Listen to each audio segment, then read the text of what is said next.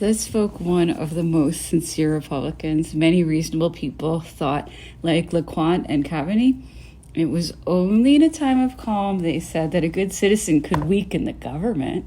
The periodical papers ought to be considered not as books, but like the preachings in the streets, their dependence cannot prejudice the propagation of the true public opinion, of which the representatives of the people are only the authorized organs, for never had any person thought of submitting to the censure the account exactly rendered of all the speeches pronounced at the legislative tribunes. Those speeches were not subject to the censure. The dependence of the papers puts limits only to the political preachings of individuals not authorized by the people and who might be neither citizens nor Frenchmen, for nothing could prevent a foreign minister from creating and sustaining 100 newspapers which might preach in every public place the overthrow of our laws, and which could not be punished until after it had done an evil, which would be reproduced the next day. The tardy chastisement of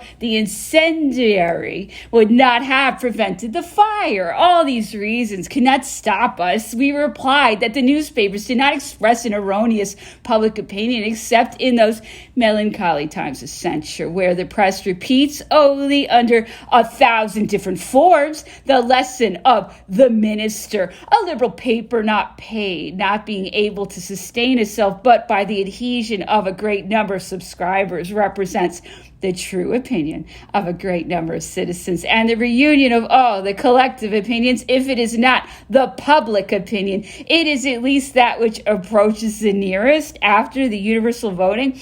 As for the chastisement after the blow, it will not prevent the evil from having produced its effect.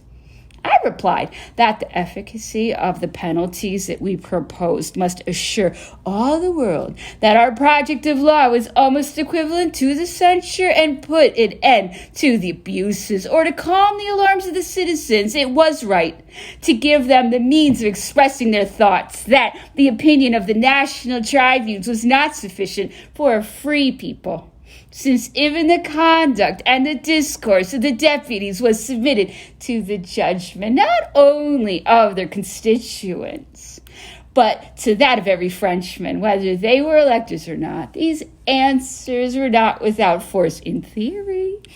The previous censure excluded all political liberty, and when one is reduced to have recourse to that fatal weapon, we must be very near to a state of siege, and imminent peril can alone justify those two measures. But theory apart, on which side was the plain dealing in our discussion? Will it be thought that our repressive laws substituted for the censure satisfied the dictatorial authority? Can we suppose that the penalties proposed in our project were sufficient? No, certainly not.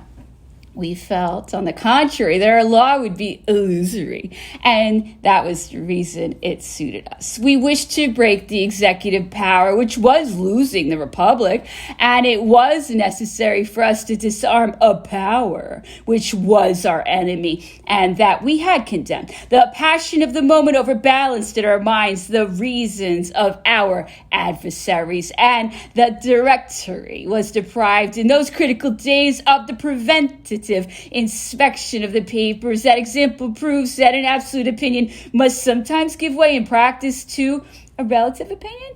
I say must give way because I voted then as I should vote now under the same circumstances. We acted like good citizens in destroying the government that destroyed us. But if that government had been good, our conduct would have been that of enemies of the people. These details may perhaps not be useless in aiding to judge public men in the time of a revolutionary crisis. He who has navigated in the storm is better able to judge how to guide the vessel during those hours when life is at stake. The measures, therefore, taken in France after the affair of the horrible infernal machine, except the attack against the jury, which nothing can excuse. The law which, without reestablishing the censure, pronounced against the license of the periodical papers exceeding great penalties of repression, appeared to me to be wise, suitable, and patriotic, and completely justified by the events. The censure being out of the question, The penalties should be sufficiently strong, not to be illusory. They would have taken, under the same circumstances, measures at least equally as severe in a republic. The task of governments is not so easy in these days that they should be judged without a little indulgence, if they do not wish to overturn it. The law of the censure abolished, they proceeded without interruption to the discussion of the project of repression that we had presented. We desired a prompt decision. Our ulterior projects were known to above 100 members of the two councils. It might have been revealed by the slightest indiscretion, and the directory disposed of numerous troops. We pressed, therefore, for the voting of the new law of the unforeseen incident arrived to retard its adoption. Carrera, deputy of the Rhone, proposed in the course of the debate several measures which might have made us lose time. He demanded the formation of a Republican jury of censure, the diminution of the stamp duty upon the newspapers, the prohibition of anonymous writings. Fortunately, that orator, in signalizing the indolence of public opinion, had exaggerated even to the point of affirming that the murders of Verstadt had excited only a very feeble indignation. I profited upon the sitting of the 23rd Prairial by the discontent which the assertion had raised in the chamber to see only that in the discourse of Carrera, which would repulse entirely all his propositions, I spoke as follows. I have just heard a sentence from the last speaker which every one of us is ready to deny. It has succeeded in this assembly an agitation which still continues. Where then has been found that the assassinations at Verstadt have excited only a feeble indignation in France? That assertion is injurious. It is false. A unanimous cry of yes, yes. What then have you not heard? The cries of vengeance resounding again from one end of the republic to the other, and which are become the song of departure of our youthful defenders. Do you not perceive on every side the striking marks of zeal that popular indignation has excited? Recall, then, the generous accents of that immense crowd which covered the Champ de Mars and shed tears upon the tombs of our ministers. What sentiments did you read in their countenances? What oaths have you heard? France indifferent to the crime of Verstadt? Already our armies, electrified by that fatal news, have spread terror amid the ranks of our enemies. From the bottom of the Helvetian valleys to the summit of the Apennines, one single cry has been heard. The shades of the victims started. The murderers trembled.